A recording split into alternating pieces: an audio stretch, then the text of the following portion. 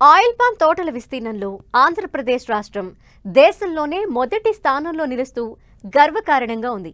2014 నుంచి oil palm ధరల్లో తీవ్ర ఒడిదుడుకులు ఎదుర్కొన్న రైతు రెండేళ్లుగా పెరిగిన ధరలతో కొంత సంతృప్తిని వ్యక్తం చేస్తున్నాడు. ఈ పంటకు మధ్య దళారుల బెడద లేకపోవడంతో స్థిరమైన ఆదాయాన్ని అందించే పంటగా ఆయిల్ పామ్ గుర్తింపు పొందింది. నెల్లూరు నుంచి శ్రీకాకుళం వరకు, అటు రాయలసీమలోని అనంతపురంలోనూ, తెలంగాణ రాష్ట్రంలోని ఖమ్మం జిల్లాలోనూ ఈ తోట పంట విస్తరించింది. పంట విస్తరణకు ప్రభుత్వ రాయితీలు కూడా తోడవటంతో సాగులో రైతు ఉత్సాహంగా ముందడుగు వేస్తున్నాడు. ఈ తోట పంటకు మంచి యాజమాన్య పద్ధతులు కూడా తోడైతే ఎకరాకు 15 టన్నుల దిగుబడిని పొందే వీలుందని ఉద్యాన శాఖ తెలియజేస్తోంది. ఆయిల్ పామ్ సాగులో అధిక దిగుబడికి దోహదపడే మేలైన యాజమాన్యం గురించి ఇప్పుడు తెలుసుకుందాం.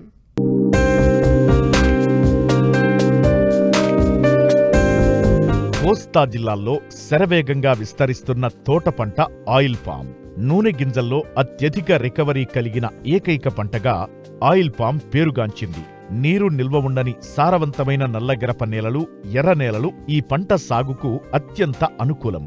అయితే నీటి వసతి ఉన్న ప్రాంతాల్లో ఇసుక భూముల్లో కూడా రైతులు ఈ పంటను సాగు చేస్తున్నారు. సాధారణంగా త్రిభుజాకార పద్ధతిలో ఎకరాకు 57 మొక్కలు వచ్చే విధంగా రైతులు నాటుతున్నారు.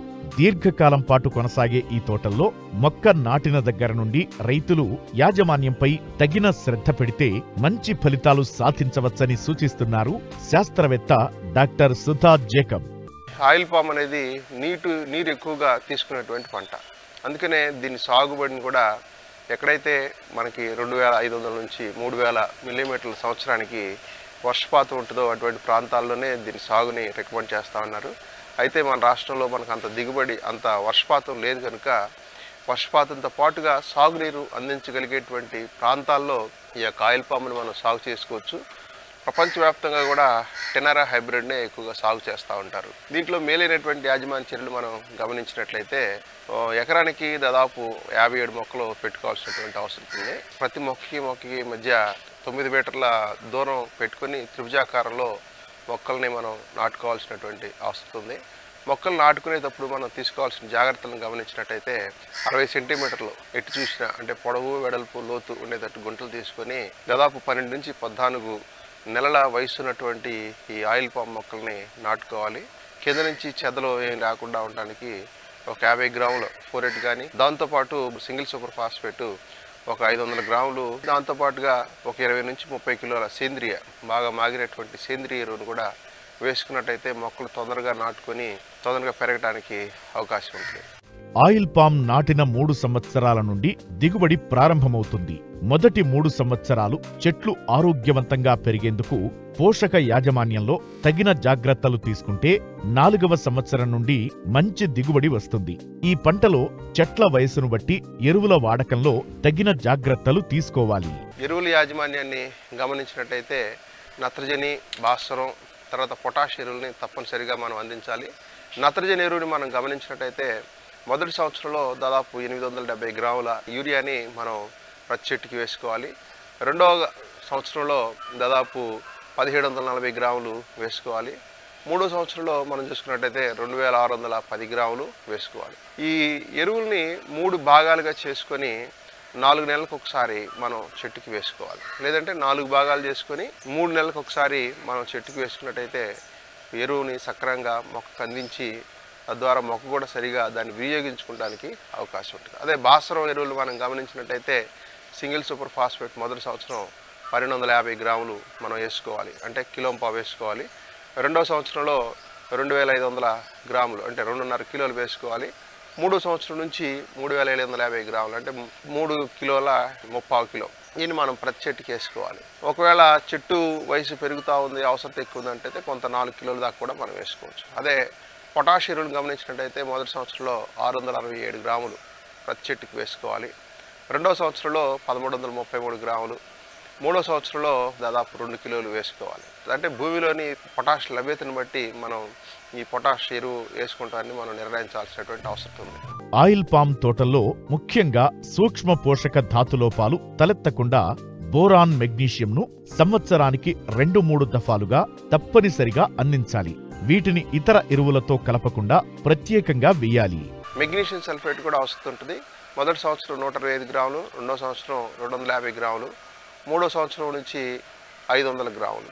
ఈ విధంగా మనం ప్రతి చెట్టుకు కూడా వేసుకోవాలి. బోరాన్ కూడా మనం వేసుకోవాలి. మొదటి సంవత్సరం చెట్టుకి 25 గ్రాములు, రెండో సంవత్సరం 50 గ్రాములు, మూడో సంవత్సరం నుంచి ప్రతి చెట్టుకి 100 గ్రాముల చొప్పున మనం వేసుకోవాలి. వీటన్నిటిని కూడా 3 లేదా 4 భాగాలుగా విభజించి 3 నెలలకు కానీ 4 నెలలకు కానీ ఒకసారి వేసుకున్నట్టయితే మొక్క సరిగ్గా మనం వేసినటువంటి పోషకాలని వినియోగించుకుంటుంది. మొక్క మొదల దగ్గర నుంచి 1 మీటర్ వరకు మనం పళ్ళాన్ని కట్టుకోవాలి. ఆ మీటర్ నుంచి రెండో సంవత్సరం వరకు 2 మీటర్ల పళ్ళాన్ని ఉంచుకోవాలి. తర్వాత మూడో సంవత్సరం అయితే ఈ పళ్ళెం యొక్క వ్యాసార్థం మనం 3 మీటర్ల వరకు పెంచుకోవాలి.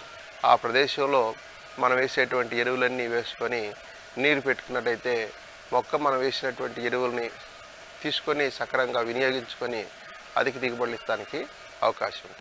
మొదటి 2 సంవత్సరాలు తోటల నుండి దిగుబడి ఉండదు. వేరు వ్యవస్థ పెద్దగా విస్తరించదు. కనుక మొక్కల మధ్య ఖాళీ స్థలంలో అంతర పంటల సాగు ద్వారా రైతులు అదనపు ఆదాయం పొందవచ్చు. దీనివల్ల కలుపు కూడా సమర్థంగా అరికట్టబడుతుంది.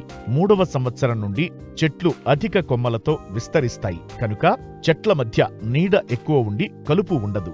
ఈ దశలో పాక్షిక నీడను ఇష్టపడే కోకో పంటను అంతర పంటగా సాగు చేస్తే ఆయిల్ పామ్తో పాటు అదనపు ఆదాయం పొందవచ్చు. తోటల్లో నరికిన ఆకులను చెట్ల మధ్య మల్చింగ్ చేసినట్లయితే ఇవి కుళ్ళి సేంద్రియ ఎరువుగా ఉపయోగపడటంతో పాటు భూమిలో తేమను నిలుపుకునే శక్తి పెరుగుతుంది. నీటి యాజమాన్యం విషయంలో ప్రత్యేక శ్రద్ధ వహించాలంటారు శాస్త్రవేత్త. కలుపును కూడా సమర్థవంతంగా నివారించాల్సినటువంటి అవసరం ఉంటుంది. గ్రామాక్స్ అనేటువంటి మందు లభ్యమవుతా ఉంది. ఇది ఒక 5 మిల్లీలీటర్లు లీటర్ నీటికి కలుపుకొని మొక్కల మధ్యలో ఉన్నటువంటి ఈ కలుపు మొక్కల మీద పిచికారి చేసినట్టయితే వాటన్నిటిని కూడా మనం సమర్థవంతంగా నివారించుకోవడానికి అవకాశం ఉంటుంది. ఇతర రకాలైనటువంటి కలుపు మందుల్ని ఆయిల్ పామ్లో వాడకూడదు. అంతర్కృషి చేసుకోవాల్సినటువంటి అవసరం ఉంటుంది. అంతర్కృషి చేసేటప్పుడు వేరు వ్యవస్థకి ఎటువంటి నష్టం లేకుండా జాగ్రత్త చర్యలు తీసుకోవాల్సిన అవసరం ఉంది.